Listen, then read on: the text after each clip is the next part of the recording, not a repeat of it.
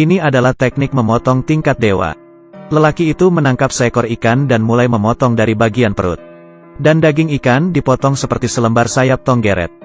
Tapi setelah diperhatikan, ikan yang dipotong dagingnya sama sekali tidak merasakan apapun. Masih bisa berenang dengan lincah di dalam air. Master Hong adalah seorang koki dewa. Setiap ada pesta di desanya, dia selalu diundang untuk menjadi koki. Dia mengambil pisau kepala naganya, membidik tepat babi yang ada di depan mata. Sekali memotong, pisau akan mengelilingi tubuh babi, melewati tulang dan pembuluh darah, lalu berakhir keluar dari mulut babi. Tubuh babi terbagi dua, tulang dan daging semuanya terbelah. Tetapi pisaunya tidak terkena noda darah sedikitpun. Warga desa sangat terpukau. Tapi siapa sangka, di saat mereka melahapnya, tiba-tiba mereka merasa pusing, sakit perut dan muntah-muntah. Semuanya keracunan. Master Hong tidak mengerti. Semua sayur dimasak oleh dia sendiri. Mana mungkin ada salah? Oh ya, garam yang terakhir ditambahkan adalah pemberian muridnya. Dia yang ada di balik semua ini. Master Hong berang, dan mulai memukulnya. Murid tersebut akhirnya menyerah dan mengaku. Ternyata yang menyuruhnya adalah keponakan Master Hong. Sengaja mencelakainya untuk merebut pisau naga. Tapi masalah sudah terjadi, Master Hong harus menanggungnya. Kepala desa memukulnya dengan tongkat sampai terjatuh. Pisau naga yang merupakan simbol masa klan Hong juga terjatuh di lantai.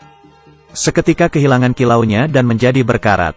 Dia diusir dari desa. Manusia yang memiliki keahlian yang luar biasa tapi tidak diterima dimanapun. Hati manusia memang licik. Master Hong pun datang ke kota. Dan menemukan sebuah restoran bernama Empat Lautan. Dia menghentikan langkahnya. Dan melihat totem yang ada di lantai. Dia teringat, ini adalah restoran yang dibuka oleh gurunya. Gurunya sudah lama meninggal. Sekarang restorannya dijaga oleh dua anak perempuannya. Setelah Master Hong masuk, si gadis bertanya kepadanya mau makan apa. Jawaban Master Hong membuat orang tercengang. Dia memesan kol rebus. Sayur ini terdengar simpel, tapi sangat menguji keahlian koki. Kepala koki tahu, ini pasti seorang ahli. Pada saat yang bersamaan, seorang preman juga datang ke restoran. Sejak kecil berlatih seni bela diri, keahlian memotongnya luar biasa. Sangat angkuh, melihat Master Hong yang di seberangnya memesan kol rebus. Merasa penasaran, juga ikut memesan. Saat kol rebus dihidangkan di atas meja, Master Hong mencicipinya. Dia hanya mengeluarkan dua kata, minta bon. Bos Cui Hua datang bertanya, apa ada yang tidak puas? Master Hong berkata, sungguh terlalu biasa, saya tidak puas sama sekali. Kepala koki emosi saat mendengarnya. Dan mengajaknya bertanding keahlian memasak. Kalau dia menang, kepala koki akan meninggalkan restoran. Kalau dikalah, Master Hong harus mencuci piring di sini selama 1 tahun. Master Hong merasa tertantang dan menerima pertandingan ini. Dan mengundang preman di seberang untuk membantunya. Dan soal perlombaan kali ini adalah memasak bebek. Kepala koki sekali melihat, langsung memahami rangka bebek. Dan langsung mulai bekerja. Tak lama kemudian sayur pun dihidangkan. Xiao Mei duluan mencicipi bebek yang dimasak oleh kepala koki. Rasa dan teksturnya sangat pas. Luar biasa. Tetapi Master Hong hanya mengeluarkan 4 kata, sudah pasti ngomongnya begitu. Xiao Mei kesal, menunjuk ke arah bebek yang dimasaknya, kamu lihat bebek ini. Baru dihidangkan, sudah dingin. Lalu mengulurkan tangannya untuk menyentuhnya. Adik. Ya Tuhan, kenapa sangat panas? Tiba-tiba kulit bebek robek, mengeluarkan panas dan suara mendesis. Rupanya bebek yang dilumeri maltosa, mempunyai efek menghangatkan. Tidak hanya begitu, Master Hong mengetahui bebek sifatnya dingin. Saat melakukan kontak dengan pisau, daging bebek akan mengeras dengan cepat. Maka itu, saat memproses bebek yang diandalkan adalah tenaga dalam. Xiao Mei mencicipinya, langsung terkesan. Kepala koki mencicipinya, ekspresi berubah, langsung mengaku kalah, dan meninggalkan restoran. Sejak saat itu, Master Hong berhasil menjadi kepala koki di restoran. Bersama dengan si preman Awei. Awei sifatnya angkuh, tidak terima menjadi pembantu Master Hong. Dan mengajak Master Hong bertanding keahlian memotong. Pertandingan dimulai. Master Hong mengambil seekor ikan. Dengan sigap memotongnya menjadi lembaran. Tetapi ikan yang diambil dagingnya masih bisa hidup dan berenang dengan bebas. Lalu mencicipi daging ikan. Segar lembut manis halus. Daging ikan rasanya seperti hidup kembali di dalam mulut. Awei akhirnya mengaku kalah, dan meminta Master Hong untuk menjadi gurunya. Master Hong memang bermaksud begitu, tapi tidak langsung menyetujuinya. Masalahnya Awei sifatnya tidak sabaran dan angkuh. Master Hong mengeluarkan baskom berisi pisau-pisau. Pisaunya semua berkarat, lalu menyuruhnya mengasah pisau, melatih kesabarannya. Dalam beberapa hari, semua jenis pisau diasahnya sampai tajam sekali. Selanjutnya adalah membantu koki. Dari pagi hingga malam, mengiris kulit wortel, memotong daun bawang, bawang putih, jahe. Dari kecil sampai besar semua harus dikerjakan. Dalam waktu 2 bulan, Awei menghilangkan sifatnya yang impulsif. Master Hong akhirnya menerima dia menjadi murid, mengajarinya memasak. Yang pertama yang harus dipelajari adalah menggoreng telur. Masakan ini tampak mudah, tapi harus detail.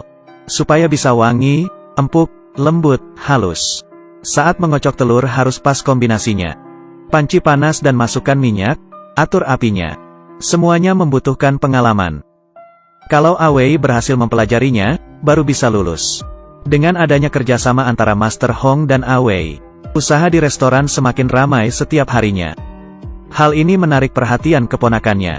Dia juga membuka usaha restoran di kota. Pelanggan direbut oleh mereka. Sungguh lancang. Lalu dia mengerahkan bawahannya untuk pergi restoran 4 lautan. Sengaja memasukkan paku ke dalam sayuran. Membuat onar, dan merusak nama baik mereka. Usaha di restoran menurun drastis. Master Hong merasa bersalah, dan bertekad untuk bangkit kembali. Dan kesempatan pun datang. Di dalam kota akan diselenggarakan pertandingan memasak. Yang menang akan mendapat hadiah yang besar, dan menjadi sangat terkenal. Di sisi lain, keponakan juga mendengar kabar ini, dan ingin menguasai posisi pemenang.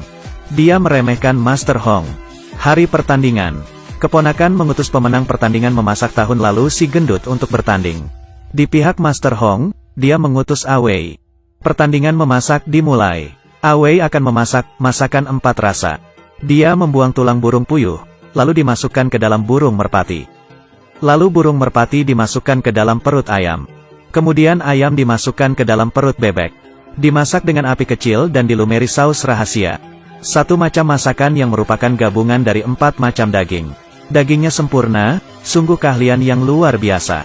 Awei berhasil masuk ke babak final, bersama dengan tim si gendut. Soal untuk babak final, hanya ada 4 kata memasak tanpa mengubah rasa. Yang artinya tidak menambah bumbu apapun di dalam sup. Hanya memasak tidak diubah agar rasa aslinya keluar. Si gendut memutuskan untuk membuat pencobaan Buddha. Sayur-sayuran, daging semua dipotong dengan detail. Lalu dimasukkan ke dalam kukusan bambu dan dimasak dengan api kecil. Masukkan ke dalam pot, dan tuangkan sup. Panaskan sampai apinya merata. Sebuah mahakarya, pencobaan Buddha, selesai. Para juri mengatakan masakan ini sempurna. Sebaliknya di sisi Awei, dia memutuskan untuk memasak kol rebus. Hal yang paling sederhana adalah hal yang paling susah dikerjakan. Mari kita bahas kol ini dulu. Harus menggunakan kol yang baru tumbuh. Dan memilih bagian yang paling muda dan manis. Lalu sayur kol ditusuk-tusuk dengan sebuah jarum. Agar kesegaran dan kemanisan kaldu sayur kol bergabung dengan sempurna. Dan kaldu ini harus dimasukkan ke dalam cincangan daging ayam. Diaduk merata dan disaring secara bertahap. Agar rasa supnya lembut, segar dan wangi. Terakhir tambahkan tahu yang diiris dengan pisau naga. Kol rebus selesai dimasak. Di hadapan juri, tahunya perlahan mekar. Dan menyatu dengan supnya. Mereka meminumnya dan menutup mata. Lalu merasakannya, sungguh puas. Menggunakan bahan yang paling biasa dan sederhana. Dan dimasak menjadi sesuatu yang berharga. Ini baru namanya, memasak tanpa mengubah rasa. Si gendut tidak senang. Maju dan mencicipinya. Lalu melepas topi kokinya dan pergi tanpa berkata apapun. Akhirnya semua orang bertepuk tangan. Awei menjadi dewa koki dalam pertandingan tahun ini. Sebenarnya memasak itu sama dengan orang. Daripada hidup penuh perhitungan, lebih baik menjadi diri sendiri. Maka hidupmu akan bersinar.